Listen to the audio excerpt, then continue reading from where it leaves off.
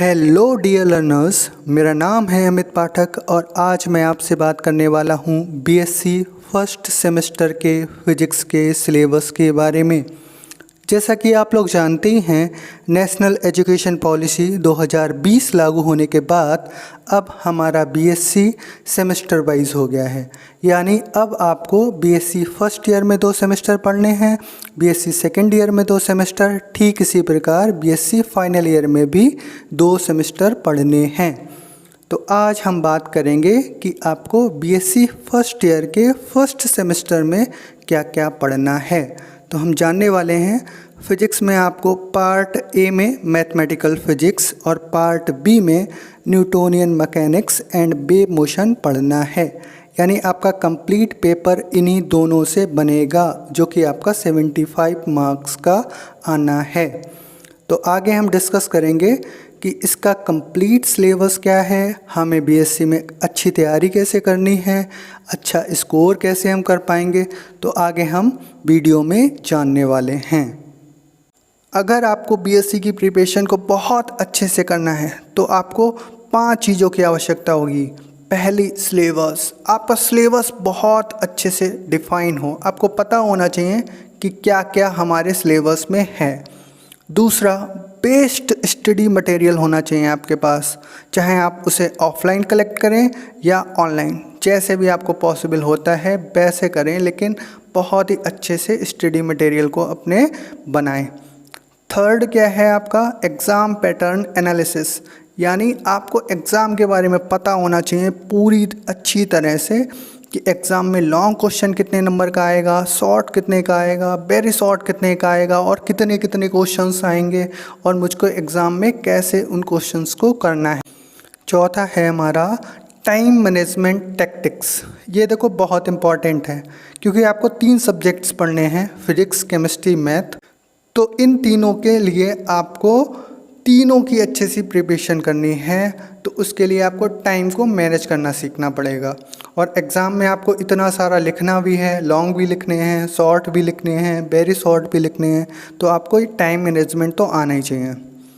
Last हमारा है 5th point, regular study. आपको ना रेगुलर स्टडी करनी पड़ेगी। अगर आप रोज़ नहीं पढ़ोगे बीएससी में तो आप भूल जाओगे चीज़ों को, तो आपको याद नहीं रहेंगी और फिर आप एग्ज़ाम आते आते कुछ भी तैयार नहीं कर पाओगे। फिर एग्ज़ाम जब आ जाएंगे फिर आप डरना शुरू कर दोगे कि साल भर तो हम पढ़े नहीं, अब बताओ क्या करें। आपको लिखना पड़ेगा लॉन्ग क्वेश्चन, तो कैसे लिखोगे? इसलिए आपको रेगुलर स्टडी करनी ही चाहिए, बहुत ही ज़्यादा ज़रूरी है। तो इस तरह से आपको 5 चीज़ें पहले अपने आप करनी है, जिनसे आपकी जो प्रिपरेशन है वो बहुत अच्छी हो जाएगी। जैसा कि कहा गया है, as a route map guides and directs a traveller to reach its destination. यानी एक रूट मैप गाइड करता है, हेल्प करता है एक यात्री को उसके गंतव्य तक पहुंचने में। So does a well-defined syllabus helps a candidate prepare for the components and topics on which questions will be based। वैसे ही एक well-defined syllabus मदद करता है कैंडिडेट की उस टॉपिक को तैयार करने में जो एग्ज़ाम्स में पूछे जाने वाले हैं। तो बहुत ही ज़्यादा इम्पॉर्टेंट है कि आप सिलेबस को अच्छे से समझ लें।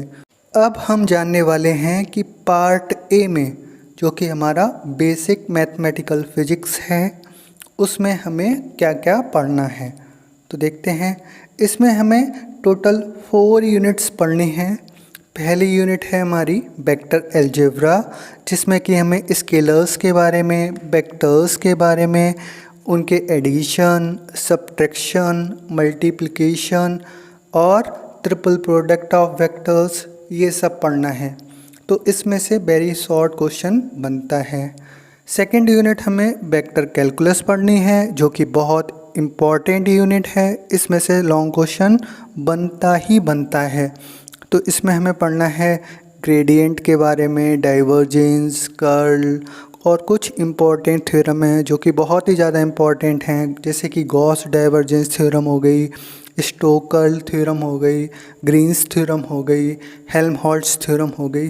तो ये सब बहुत ही ज़्यादा इम्पॉर्टेंट हैं, इस वजह से ये यूनिट बहुत ही ज़्यादा इम्पॉर्टेंट है, तो इसको आपको अच्छे से ही पढ़ना है। थर्ड यूनिट हम पढ़ेंगे कोऑर्डिनेट सिस्टम। इसमें 1 dimensional coordinate system, 2 dimensional, 3 dimensional, इस तरह से आपको कोऑर्डिनेट्स पढ़ने हैं। स्फेरिकल पोलर कोऑर्डिनेट इसमें इम्पॉर्टेंट है, सिलेंड्रिकल कोऑर्डिनेट्स, ये सब आपको पढ़ने को मिलेगा। अब हम फोर्थ यूनिट की बात करते हैं। फोर्थ यूनिट है आपकी इंट्रोडक्शन टू टेंसर।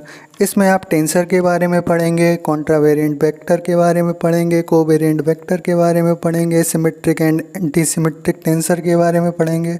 तो ये भी आपकी यूनिट थोड़ी इम्पॉर्टेंट है। Okay. Part B Newtonian mechanics and wave motion. इसमें भी टोटल 4 यूनिट हैं। Unit 1 dynamics of a system of particles. इसमें आप पढ़ेंगे Newton's law of motion, rotating frame of reference, work energy theorem, centre of mass. ऐसे ही unit 2 जो है dynamics of a rigid body, ये बहुत ही ज़्यादा इम्पॉर्टेंट है। एग्ज़ाम में लॉन्ग क्वेश्चन यहाँ से आता ही आता है, बहुत ही ज़्यादा इम्पॉर्टेंट है। इसमें आप पढ़ेंगे टॉर्क के बारे में, एंगुलर मोमेंटम के बारे में, मोमेंट ऑफ इनर्शिया जो कि बहुत ही ज़्यादा इम्पॉर्टेंट है, इलास्टिसिटी के बारे में। ऐसे ही आप यूनिट 3 पढ़ेंगे motion of planets and satellites. इसमें आप Kepler's law of planetary motion जो कि बहुत इम्पॉर्टेंट है, सैटेलाइट्स के बारे में पढ़ेंगे। ऐसे ही आपकी है यूनिट 4 वेव मोशन के बारे में। इसमें भी आप सिंपल हार्मोनिक मोशन पढ़ेंगे, डैम्प्ड हार्मोनिक ऑक्सीलेटर पढ़ेंगे, स्टेशनरी वेव्स के बारे में पढ़ेंगे, wave velocity and group velocity के बारे में पढ़ेंगे। अब हम आपसे बात करने वाले हैं पेपर पैटर्न के बारे में। अगर आप कोई भी एग्ज़ाम देने जा रहे हो और आपको उसका पेपर पैटर्न ही नहीं पता, तो आप उस एग्ज़ाम में कैसे अच्छा स्कोर कर पाओगे। इसलिए आपको अच्छे से पेपर पैटर्न पता होना चाहिए। यहाँ पे जो आप एग्ज़ाम दोगे उसमें आपका पेपर किस तरह का आता है उसके बारे में हम जान लेते हैं। यहाँ पे हमारा जो सेक्शन ए होगा एग्ज़ाम में, वहाँ पे आएंगे वेरी शॉर्ट क्वेश्चंस। उसमें आपके टोटल 5 क्वेश्चंस होंगे और 5 ही आपको करने होंगे। प्रत्येक आपका 3 मार्क्स का होगा। ओके, तो टोटल कितना हो गया 15 मार्क्स। ओके। इसी तरह से आपका सेक्शन बी आता है। इसमें होंगे आपके शॉर्ट क्वेश्चंस। इसमें आपको एक चॉइस मिलेगी, 3 में से आप 2 कर सकते हो। प्रत्येक आपका 7.5 नंबर का होगा, टोटल आपका 15 मार्क्स। इसी तरह से आपका आता है सेक्शन सी, जिसमें होंगे आपके लॉन्ग आंसर क्वेश्चंस और इसमें से आपको 3 क्वेश्चंस अटेम्प्ट करने पड़ेंगे। प्रत्येक में आपको चॉइस मिलेगी, एक के अथवा में दूसरा दे रखा होगा, तो टोटल आपका होता है 45 मार्क्स। अगर इन तीनों को ऐड करें तो आपका पेपर बनता है 75 मार्क्स का, जो कि बहुत ही अच्छे से आपको तैयार करना है। अब अगर आपने अपनी बीएससी की प्रिपरेशन बहुत अच्छे से कर ली, जो भी टिप्स मैंने बताई, जितना भी मैंने सिलेबस के बारे में आपसे डिस्कशन किया, ये आगे जो भी मैं आपको लेक्चर्स प्रोवाइड करूँगा फिजिक्स के लिए, उसमें आपकी जितनी भी हेल्प होगी मैं करूँगा। और जो भी आगे स्टडी टिप्स हो गए या कुछ भी ऐसा हो गया जो आपकी पढ़ाई में मदद करता है, वो मैं प्रोवाइड करूँगा वीडियो के थ्रू, तो उससे आपकी हेल्प हो जाएगी। लेकिन आपकी जो सक्सेस है वो इस कोट के थ्रू हम समझते हैं, success depends upon the second letter. वो क्या है? यू।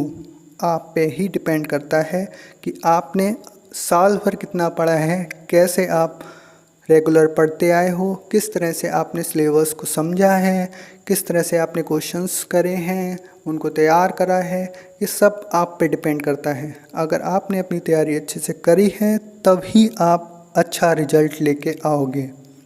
अगर आपकी सिलेबस से रिलेटेड कोई क्वेरी है या आप बीएससी फर्स्ट सेमेस्टर के फिजिक्स के लेक्चर्स वीडियो के रूप में इस चैनल पे चाहते हैं, तो आप हमें नीचे कमेंट में लिख सकते हैं।